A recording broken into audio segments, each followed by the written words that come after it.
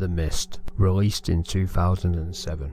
The Mist is the film based on a novella of the same name by the master of horror himself, Stephen King, directed by Frank Darabont, and starring Thomas Jane, Marcia Gay Harden, who won a Saturn Award for Best Supporting Actress, and rightly so, Andre Braugher, Toby Jones, and an early role for Walking Dead fan favourite Melissa McBride. The story centres on David Drayton and his 8-year-old son, who hide out in a supermarket as an unearthly mist appears, revealing creatures that will tear you apart and give you nightmares. The group of supermarket shoppers, frightened, angry and scared, quickly begin to crumble and form groups. In an intense fight for survival, it is revealed the monsters in the mist aren't the only things that you have to be afraid of, as mankind begins to turn on each other.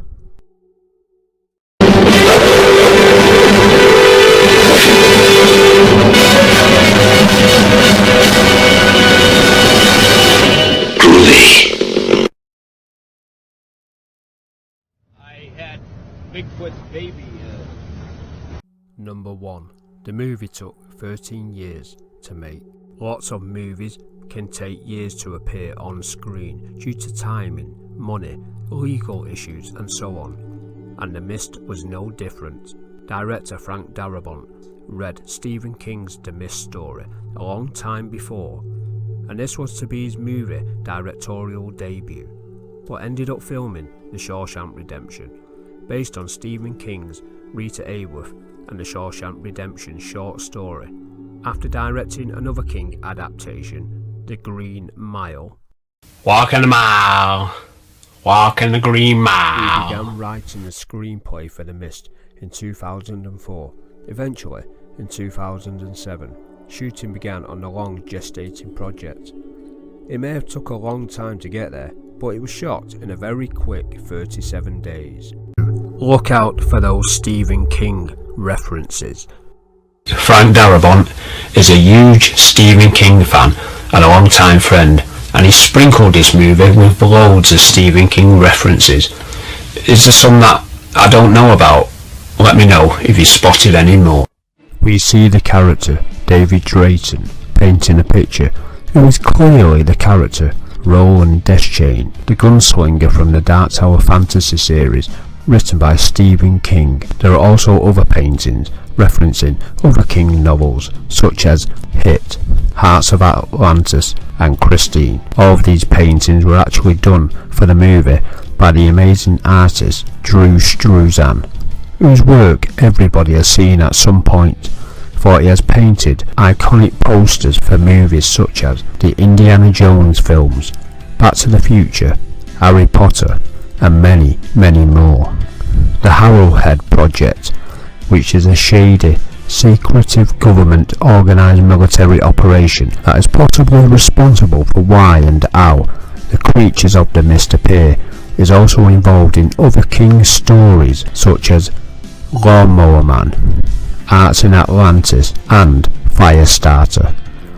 In the Dark Tower series of books, it concerns travel to other dimensions known as the Todash state. In the Todash dimension, it has been known to find unearthly creatures that would give H.P. Lovecraft wet dreams. The creatures are just like these creatures seen in The Mist. Coincidence? I think not. One of the characters is seen reading a newspaper called the Castle Rock Times in the supermarket. Castle Rock is a fictional town created by Stephen King and used in several of his stories such as Cujo, The Dark Half, Needful Things and The Stand, amongst others. Also keep an eye out during one scene in the supermarket where you can spot a wire book rack filled with just Stephen King novels. Now if the movie's characters had took more time to read the novels in the supermarket, maybe they would have been better prepared. Oh, my life for you. Your will be done.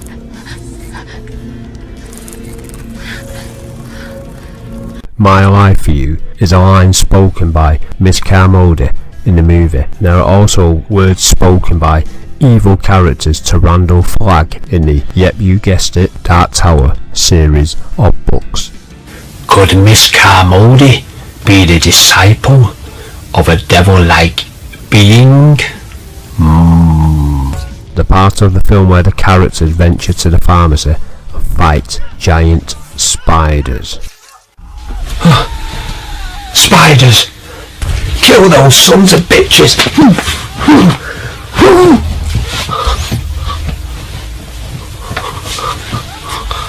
If you look closely, you will see the pharmacy is named King's after Stephen King himself. Number 3. The origin of the mist. The origin of the mist is never truly revealed in the movie, although it does throw in some breadcrumbs as to what may be the origin. In an earlier draft of the script, it was actually revealed where and how the mist originated. In this script, experiments are being conducted at the Arrowhead Project military lab. The Arrowhead Project? Well, you're local. Any idea what they do up there? Missile defense research, I'm sure you've heard the stories. A freak thunderstorm causes a disruption in the experimental procedure, and a mysterious portal to another dimension appears in the reinforced lab area. But it gets bigger and bigger, and the mist escapes into the surrounding area, inhabited by these horrific creatures, whilst the military try to contain a huge tentacled creature in the lab. This scene was not filmed due to time restraints and budget. Frank Darabont himself said it would probably have ended up on the cutting room floor, making it a very expensive, deleted scene in a film with a small budget to begin with. This would no doubt have been a cool scene, but I'm glad they left it out. I much prefer the ambiguous nature of the narrative. Number 4. Del Toro helped with the special effects. Guillermo del Toro, the legendary director of such films as Hellboy 1 and 2, the decent ones, Pan's Labyrinth and Devil's Backbone, in a way was associated with the amazing special effects of the Mist movie. After watching Del Toro's movie, Pan's Labyrinth, which featured some beautiful yet disturbing imagery, Darabont asked who did the special effects, as he wanted to use them for the Mist.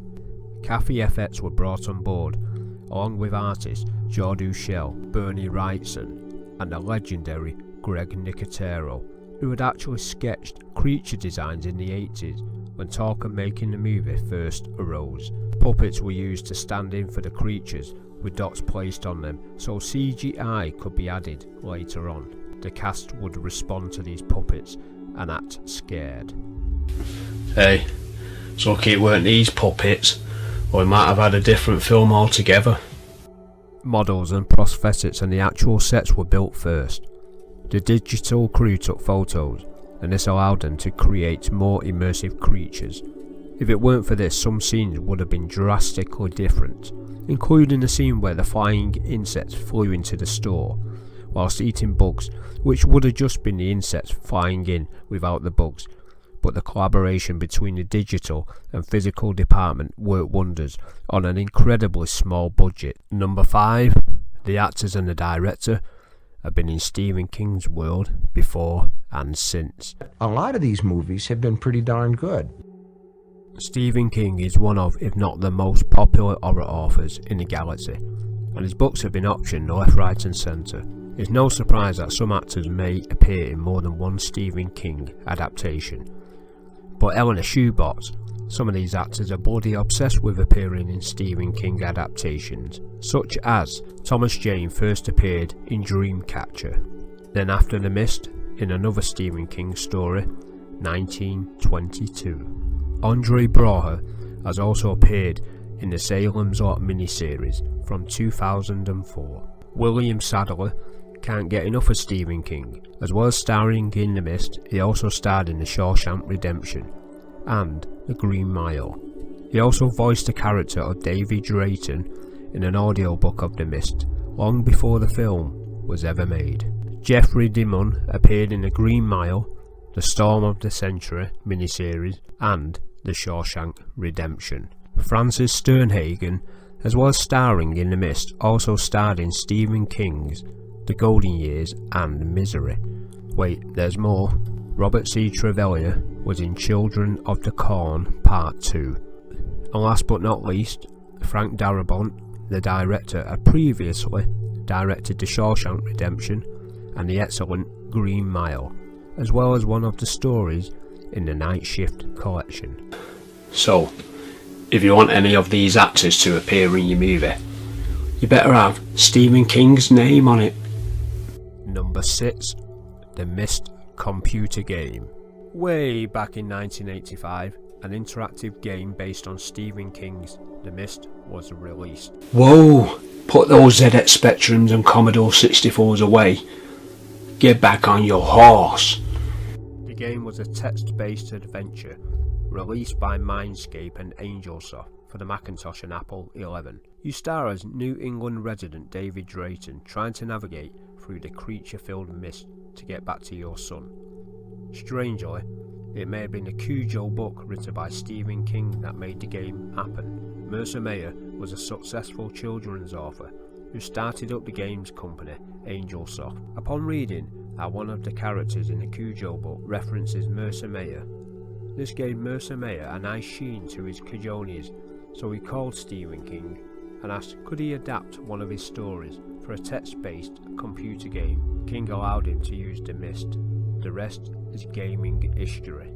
I found a way you can play this slice of retro goodness on your web browser. Just type in the following address that's coming up, and hey presto, you'll be in Stephen King's world of The Mist. Who needs PlayStation 5?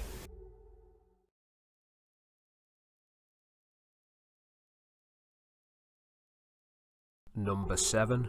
The Mist was supposed to be a black and white movie. Frank Darabont has long been a horror fan and loves stories where society shows its true colours under intense and horrific situations. He was inspired by episodes of The Twilight Zone, especially The Monsters Are Due on Maple Street episode, where a neighbourhood turns against each other as alien invaders approach. He was also inspired by The Outer Limits, more so the episode titled Zanti Misfits, which features spider-like creatures. Darabont told the studio he wanted to release the film in black and white, to give it that Twilight Zone Outer Limit. What's amazing, or to me at least anyway, is when I was a kid, I first read the story The Mist in this book, Skeleton Crew, and I fell in love with the story, and I imagined it just like a Twilight Zone episode. So I drew a comic book in pencil, it was all shaded in black and white, and that's how I saw The Mist. And it's strange that Frank Darabont saw it exactly the same way. Great minds think alike, don't they? Something in the mist! Shut the doors! Shut the door! The black and white version actually appears as a special feature on the Blu-ray, and it's a nice addition for a great film, an interesting way to look at what Frank Darabont originally envisioned. Number 8. Handheld shooting. The budget for the movie was extremely low, so this meant Darabont and his crew could not afford the most advanced camera rigs and tracks, so most of the film was in fact shot using handheld cameras, which was perfect due to the quick shooting time. Darabont had in the past worked on a TV show, The Shield. Nope, not the Marvel show, silly. The one about bent coppers and street gangs. On this show, the filming crew had to shoot quick and fast, which give it a documentary look. Darabont hired a crew off The Shield show to help shoot the movie. Number 9. The Mist TV show. In 2013, it was announced by the Weinstein Company, which is a horror story in itself, that they were going to make a TV series based on The Mist. It didn't reach TV till 2016 and aired on Spike TV. After a fantastic promotional push and decent ratings for the pilot episode, the ratings soon began to plummet quicker than Wile E. Coyote running off a cliff, the show was cancelled after just one season. And sadly, it's not hard to see why. Whilst it has its fans, I personally found it very flat and boring. It was a missed opportunity.